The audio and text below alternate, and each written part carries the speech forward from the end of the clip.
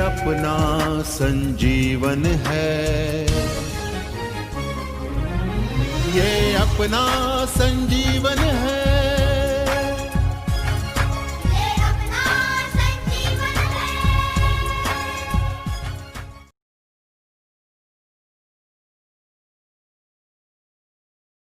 Hello बच्चों, आज हम कक्षा 8वीं वसंत भाग 3 से कबीरदास जी रचित कबीर की साखियाँ देखेंगे।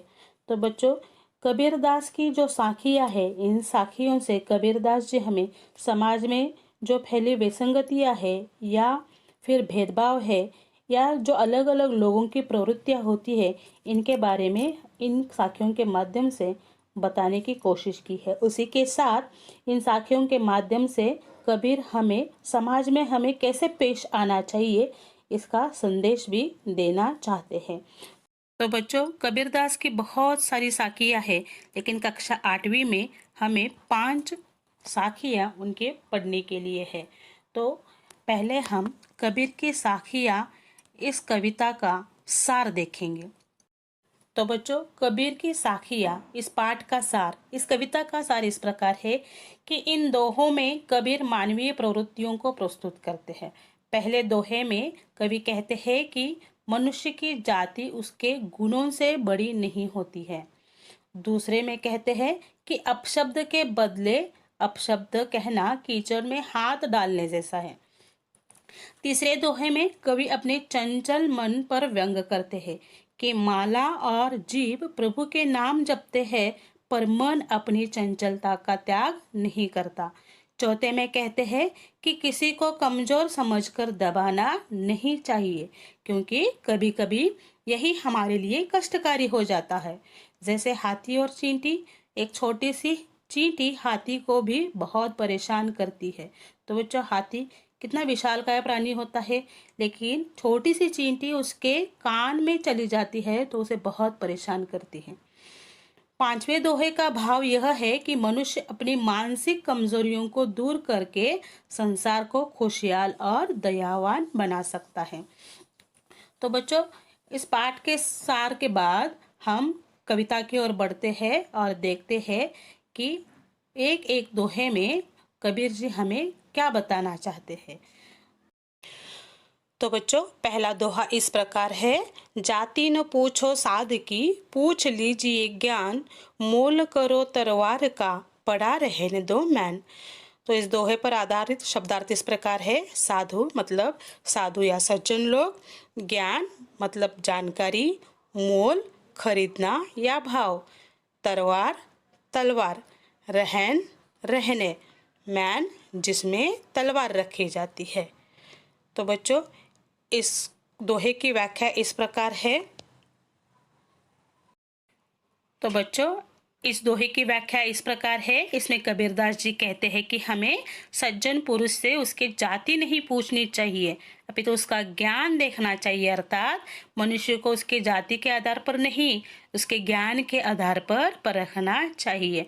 मतलब समाज में जो सज्जन पुरुष होते हैं, जो ज्ञानी पुरुष होते हैं, उनके पास जो ज्ञान होता है उस ज्ञान के बारे में हमें सोचना चाहिए।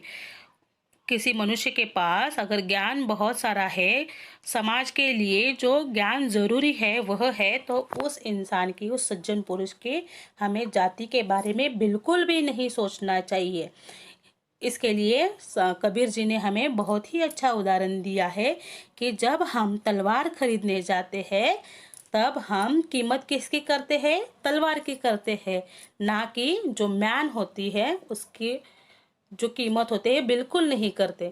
क्योंकि अगर म्यान की सजावट होती है, उस पर बहुत सारे हीरे मानिक मोती लगाए गए हैं, हम अगर म्यान की सुंदरता देखेंगे और तलवार की तरफ नहीं देखेंगे तो रणभूमि में तलवार किसी काम की नहीं होगी। इसलिए हमें तलवार खरीदने जाते समय तलवार की कीमत करनी चाहिए, ना कि उस म्यान की करनी चाहिए। वैसे ही समाज में जो सज्जन पुरुष होते हैं उनके ज्ञान के बारे में हमें सोचना चाहिए, ना कि उनके जाति के बारे में। अगला दोहा इस प्रकार है। आवत गारी एक है, उलटत होई अनेक, कह कबीर नहीं उल्टिए, वही एक की एक। तो इस दोहे पर आधारित शब्दार्थ इस प्रकार है। आवत अर्थात आते हुए, गारी का अर्थ है गाली, उल्टत पलटकर, होई होती, अनेक बहुत सारी। तो इस दोहे की व्याख्या देखते हैं। तो इस दोहे की व्याख्या इस प्रकार है। इसमें कबीरदास जी कहते हैं कि जब हमें कोई गाली देता है तब वह एक होती है, पर हम पलटकर उसे भी देते हैं, मतलब उसे भी गाली देते हैं, तो वो बढ़ते बढ़ते अनेक हो जाती है। इसलिए जब हम उसकी गाली, एक गाली पर ही ध्यान नहीं देंगे तो वह खत्म हो जाएगी, अर्थात वह एक की एक ही रह जाएगी। मतलब इस दोहे के माध्यम से कबीरदास जी हमें बताना चाहते हैं कि जब कोई समाज में कोई अपशब्द बोलता है या आपके सामने का इंसान आपको कोई अपशब्द बोलता है, तो हम भी अगर उसे पलटकर अपशब्द बोलेंगे तो वो जो गाली होती है या फिर अपशब्द होते हैं उनकी संख्या बढ़ती जाएगी। इसलिए हमें क्या करना चाहिए, अगर सामने से कोई अपशब्द आ जाता है तो उस पर ध्यान नहीं देना चाहिए, मतलब उसे अनसुना करके छोड़ देना चाहिए। इससे क्या होगा, जो भी अपशब्द है, जो भी गाली है, वह वहीं पर खत्म हो जाएगी, अर्थात उसकी संख्या नहीं बढ़ेगी, एक की एक ही रह जाएगी। मतलब समाज में अपशब्द से या गाली से जो बहुत सारी बुराइयां हो जाती है वह नहीं बढ़ेंगी। इसलिए हमें क्या करना चाहिए, जो सामने वाले के अपशब्द है उस पर ध्यान ही नहीं देना चाहिए। अगला दोहा देखते हैं। माला तो कर में फिरे, जीबी फिरे मुकमाही, मनुआ तो दहो दिसी फिरे, यह तो सुमिरन नाही। तो इस दोहे पर आधारित शब्दार्थ देखते हैं। कर हाथ, फिरे घूमना, जीभी जीभ, मुख मुंह, माही में, मनुआ मन, दहु दसो मतलब 10 दिशाएं, दिसी दिशा, तो सुमिरन स्मरण। तो इस दोहे की व्याख्या देखते हैं। तो बच्चों, इस दोहे के माध्यम से कबीर जी हमें कहना चाहते हैं कि अगर आपका मन प्रभु के भक्ति में नहीं लगता है तो फिर हाथ में माला लेकर घूमना, मुख से प्रभु का नाम लेना बेकार है। अगर प्रभु को पाना है तो हमें एकाग्र होकर उनकी भक्ति करनी होगी।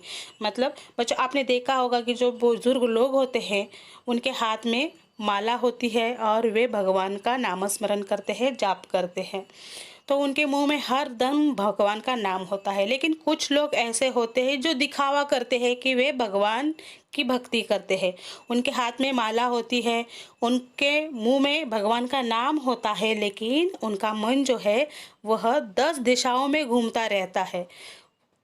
मतलब वे सिर्फ मुख में भगवान का नाम लेते हैं और उनका मन जो है वह कहीं और होता है, कुछ अलग सोच रहा होता है।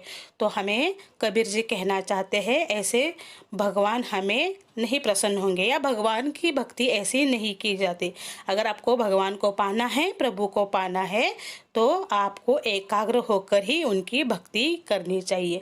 मतलब जब आप भगवान की भक्ति करते हो तब आपको सब कुछ भूल जाना चाहिए और अपना मन सिर्फ भगवान की सोच में या भगवान के भक्ति में लगाना चाहिए।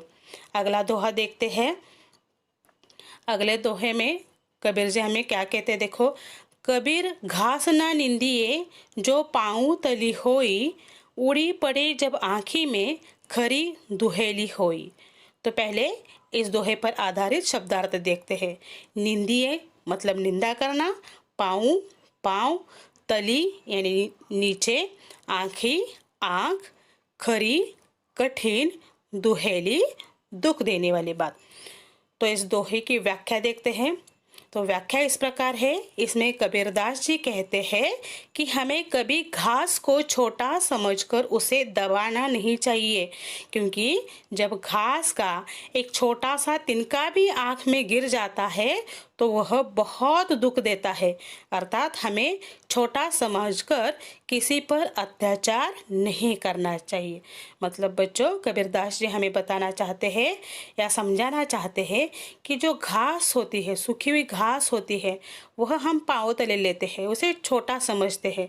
तो यहाँ कबीरदास जी कहते हैं कि जो घास हम छोटा समझकर उसे दबाते हैं, पाँव तले लेते हैं, तब जब वह घास हवा के झोंके से आँख में चला जाता है, आपकी आँखों में चला जाता है, तो कितनी पीड़ा देता है।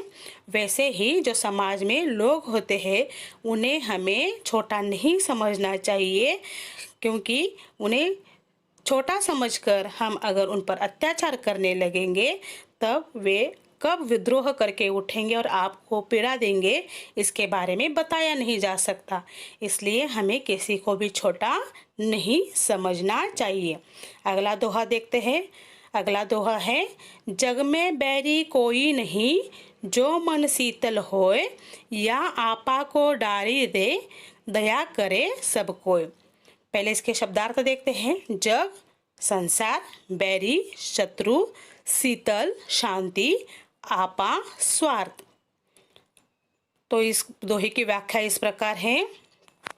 इसमें कबीरदास जी कहते हैं कि मनुष्य का मन अगर शांत है तो संसार में कोई शत्रु नहीं हो सकता।